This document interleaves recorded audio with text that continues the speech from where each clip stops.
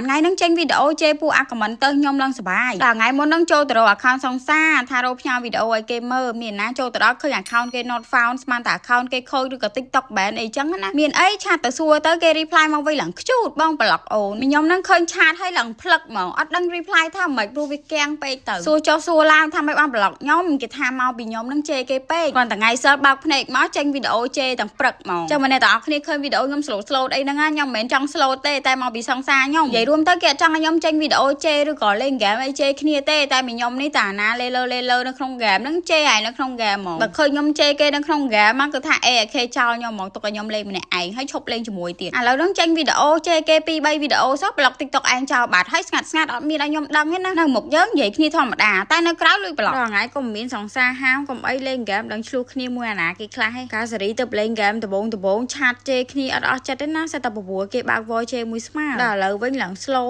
ឡើងក្មេងតូចចង់អាណាថាអីថាទៅនិយាយរួមគឺអត់រវីរវល់ជាមួយហ្មងខ្ពើមឆាតខ្ពើមនិយាយជាមួយតែពេលខ្លះវាទប់មិនបានដែរហ្នឹងវាមិនដែរណាលេងហ្គេមសុកយើងអត់ធ្វើអីគេផងគេមកជេរយើងនៅមិនសុកតែអាណាជេរទៅវិញឯងប៉ុន្តែឥឡូវនេះអត់សូវជួបហ្មងទេដោយសារតែលេង5នាក់អីចឹងទៅអត់សូវមានពួកភ្លាវការលេង solo វិញនិយាយពីថាជួបអស់ហើយស្អីក៏មានដែរពេលខ្លះលេងអត់កើតទេតែមកជេរយើងវិញ